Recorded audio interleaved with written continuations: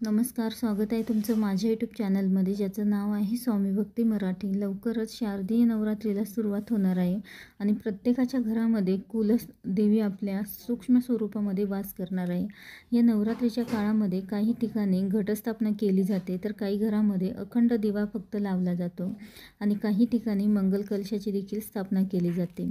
या नवरात्रीच्या कालावधीमध्ये म्हणजेच 22 सप्टेंबर ते 2 ऑक्टोबर 2025 तर या काळामध्ये आई भगवतीची आणि देवीच्या 9 रूपांची आपण सेवा करत असतो. आणि या नवरात्रीच्या काळामध्ये आपल्याला या काही वस्तू आहेत ज्या देवीला अतिशय प्रिय आहेत, तर या वस्तू आपल्याला आपल्या सेवेसाठी, देवीच्या सेवेसाठी आपल्याला लागणार आहेत, तर त्या देखील आपल्याला घ्यायच्या आहेत. तर त्या कोणत्या वस्तू आहे ज्याशिवाय देवीची सेवा ही पूर्ण होत नाही, तर याबद्दलची संपूर्ण माहिती आपण या व्हिडिओमध्ये बघणार आहोत. तर व्हिडिओ स्किप न करता संपूर्ण बघा आणि जे कोणी नवीन असेल या चॅनलवरती तर सबस्क्राईब करा.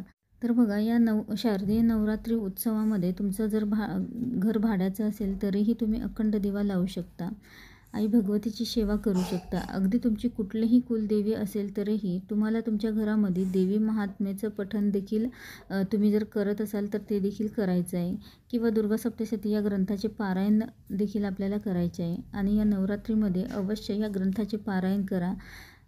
आपल्या कुलदेवीच्या सेवेसाठी हा अत्यंत प्रभावी ग्रंथ आहे आणि तो जर तुमच्याकडे नसेल आणि तुमची इच्छा असेल या ग्रंथाचे पारायण करण्याची, तर अवश्य तुम्ही हा ग्रंथ घरामध्ये घेऊन या नवरात्रीच्या आधी. तसेच तुमच्याकडे जर देवी महात्म्य देखील असेल आणि ते तुम्ही पठण करत असाल या नवरात्रीमध्ये, तर ते देखील तुम्ही पठण करू शकता. आणि तुमची इच्छा असेल दुर्गा सप्तशती ग्रंथाचे पारायण करण्याची, तरच तुम्ही तो ग्रंथ आणा. कारण ग्रंथ आणल्यानंतर त्या ग्रंथाचे सेवा देखील होणे गरजेचं आहे. आणि दुर्गा सप्तशती ग्रंथाचे पारायण सर्वजण करतात, त्यामुळे ते तुम्ही घेऊन या. तर कोणत्याही जवळच्या केंद्रामध्ये तुम्हाला ते भेटेल. अखंड दिवा देखील आपल्याला लावायचा आहे आणि तो आपल्याला घेताना मोठाच घ्यायचा आहे. त्यानंतर येतं ते म्हणजे श्रीयंत्र. तर नवरात्रीमध्ये आपण श्रीयंत्रावर कुंकुमार्चन हे करत असतो आणि तुमची जर इच्छा असेल तर आवर्जून तुम्ही या नवरात्रीमध्ये श्रीयंत्र हे आणू शकता. श्रीयंत्र हे माता लक्ष्मी, भगवान विष्णू तर यांचं आसन आहे आणि त्यावर आपण जेव्हा पूजा करतो, सेवा करतो, तर भगवान विष्णू आणि माता लक्ष्मी आपल्यावर प्रसन्न होतात आणि आपल्या आयुष्यामध्ये येणाऱ्या अडचणी, आर्थिक अडचणी या कमी होतात. तुम्हाला शक्य असेल तर ते तुम्ही आणू शकता. नाही तर तुम्ही देवीचा टाक असेल किंवा माता लक्ष्मी, अन्नपूर्णा मातेची मूर्ती असेल तर त्यावर देखील तुम्ही कुंकुमार्चन करू शकता आणि सेवा देखील करू शकता. आणि श्रीयंत्र आणणार असाल तर त्यावर सेवा करणं देखील गरजेचं आहे. त्यावर सेवा वारंवार ही झालीच पाहिजे. तुमची इच्छा असेल तर तुम्ही श्रीयंत्र हे घेऊ शकता. त्यानंतर त्यासोबत येतं कमलगट्ट्याची माळ. तर ही देखील आपल्याला आणायची आहे. आणि कमलगट्ट्याची माळ आणल्यानंतर कमलगट्ट्याच्या माळेवर आपल्याला विष्णू गायत्री मंत्राचं 108 वेळा पठण करायचं आहे, लक्ष्मी गायत्री मंत्राचं पठण करायचं आहे. तर ही माळ तुम्ही 108 मण्यांची, 40 मण्यांची किंवा त्यापेक्षा जास्त मण्यांची देखील घेऊ शकता. जितक्या मण्यांची तुम्हाला घ्यायची असेल तितक्या मण्यांची तुम्ही घेऊ शकता. त्यासोबतच या नवरात्रीमध्ये आपल्याला कवड्यांची देखील सेवा करायची असते. तर तुमच्याकडे जर कवड्या नसतील, पांढऱ्या कवड्या नसतील, तर त्या देखील तुम्ही 7 कवड्या या नवरात्रीमध्ये घेऊन या. कवड्या या माता लक्ष्मीला अतिशय प्रिय आहे आणि त्यामुळे त्यावर देखील आपल्याला सेवा या नवरात्रीमध्ये करायची आहे. अतिशय सुंदर सेवा आहे लक्ष्मी प्राप्तीची. त्यासोबतच या नवरात्रीमध्ये आपल्याला लवंगांचा देखील उपाय करायचा असतो. तर त्यासाठी आपल्याला लवंगा देखील या नवरात्रीमध्ये आणायचे आहे. आणि लवंगा या माता लक्ष्मीला आवडतीच्या आहे आणि त्यामुळे त्यावर देखील आपल्याला सेवा करायची आहे.